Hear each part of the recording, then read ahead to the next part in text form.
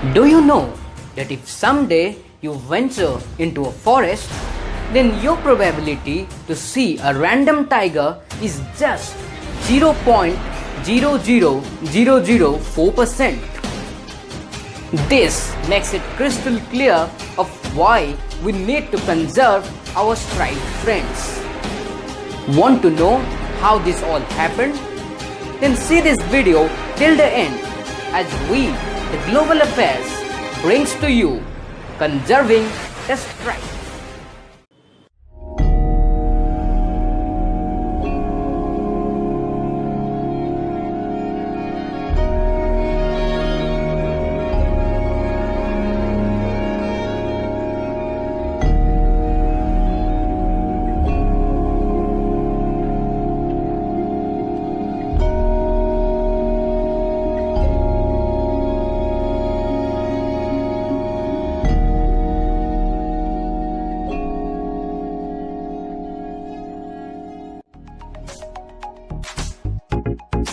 Tigers, or Panthera tigris, as called in the scientific community, are one of the largest species among the cat family.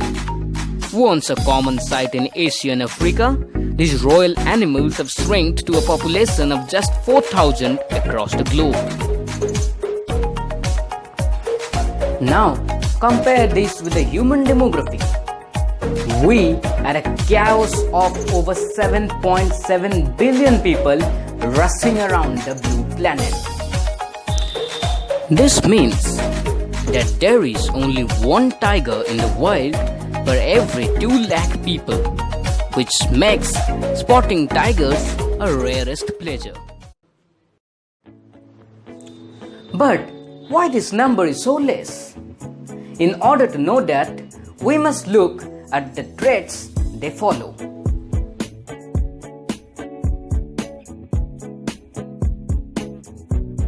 Today, we generally see the tigers behind the bars in zoological parks. But they don't belong there. So where is their real home? Tigers generally live in the tropical evergreen forests, temperate forests, mangrove swamps, grasslands, and the savannas. But in order to live, they must eat, and hence they consume about 88 pounds of meat at one time. What about their future? Tiger cubs can grow after 20 years of age in the wild, but unfortunately, only half of them survive beyond 2 years of age. Now, after we know some of their traits, it's time to understand what are their serious threats.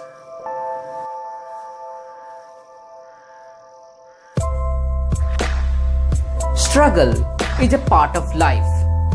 But what if there is no way out of it? The situation seems to be the same for our tigers. They seem to be surrounded by all the problems at the same time. Poaching refers to illegal hunting or capturing of wild animals. You may be shocked to know that there is not a single part of a tiger which is not used in the wildlife black markets. From their whiskers to their tails, tigers are killed for every single thing. The rate of poaching is on a constant rise, especially in the Southeast Asia. With the legalization of tiger killings for traditional Chinese medicines in China, this rate has increased further.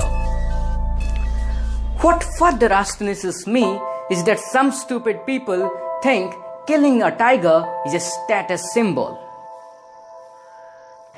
The next biggest threat to the tigers is the loss of their habitats. One may be taken aback to know that 95% of the tiger's natural habitat is already lost. While we talk of habitat, we don't just include the environment, but we also include the prey.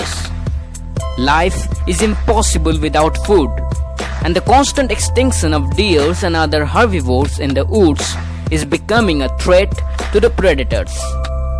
Building of road networks and other such so-called developmental work results in this loss.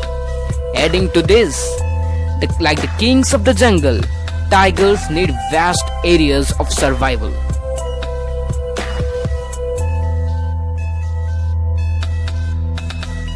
Earlier, we talked about the depleting sources of food in the woods. So the next obvious choice is to hunt the domestic livestock. With shrinking forests, tigers are forced to do this, which ultimately throws them into a fight or die zone with the humans. This brings casualties on both sides, but with such a small population, loss is titanic for the tigers. But wait, what's the proof that these things are really affecting the tigers? Here it is.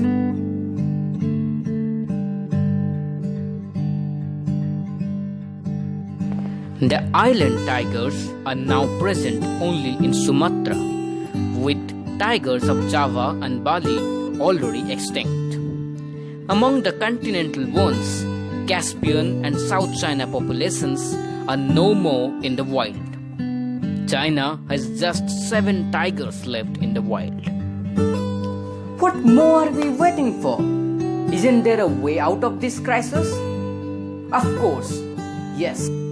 As an example, forest habitats can be secured by afforestation and controlled scientific development.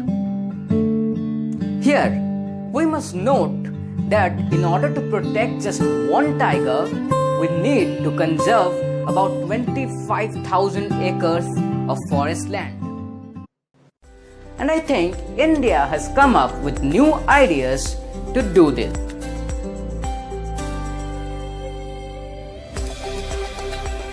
With the announcement by the Indian Prime Minister Sri Narendra Damodar Das Modi on July 29, India officially became the most successful tiger conserving nation. Today, India has 2,967 tigers, which is a 33% rise in the last 4 years. Want to see some great statistics? Then here it is. In 2006, India's tiger population was just 1,411, which constantly rose through 1,706 in 2010, 2,226 in 2014, and now a massive 2,967 in 2019. You will be happy to know that India is the home to 74% of world's total tiger population, leaving behind countries like Russia, Thailand, Malaysia, Bangladesh and Nepal. Now, let's see India's secret.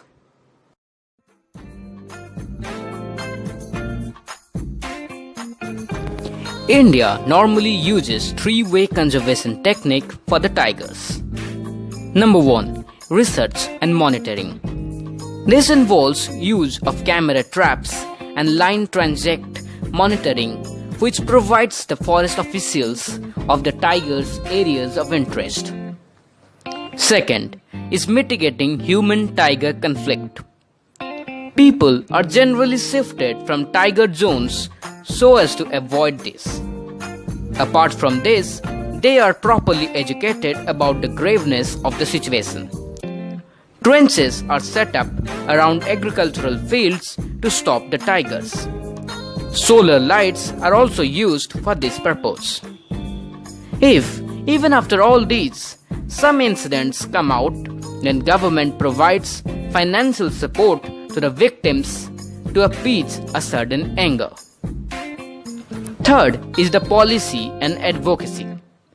India is among the few nations which have strict laws in favor of animal conservation. As per Wildlife Protection Act 1972 of Indian Constitution, maximum sentence of 3 years and a fine of over rupees 25,000 is imposed over a convict. This creates a fear among the people. With all these things, India has over 102 national parks and 512 natural sanctuaries. Let me list the top 10. Corbett National Park, Uttarakhand. Bandipur Tiger Reserve, Karnataka. Nagarhole Tiger Reserve, Karnataka. Kanha Tiger Reserve, Madhya Pradesh. Bandhavgarh Tiger Reserve, Madhya Pradesh. Taroba Andhari Tiger Reserve, Maharashtra. Ranthambore Tiger Reserve, Rajasthan. Kaziranga Tiger Reserve, Assam. Sundarban Tiger Reserve, West Bengal. Similipal Tiger Reserve, Odisha. Okay, so now we all know how to protect the tigers. But why to protect them? Are they of any help to us? The answer is a loud yes. Securing tiger landscapes could help protect 9 major watersheds which regulate and provide fresh water for up to 830 million people. Secondly, several poor communities can gain employment by becoming tourist guides in the wild or helping in the tiger conservation projects. Another prime reason to protect the tigers is that nature can live without humans, but humans cannot live without nature. I wish that this video would have helped you gain some interesting facts about tigers and their conservation. If you appreciate this, then please don't forget to like the video and share it with your sphere of influence to create awareness about our friends. Do subscribe to my channel and help it grow. And also share your views on tiger conservation and my video through the comment section. Meet you in the next video. Namaskar.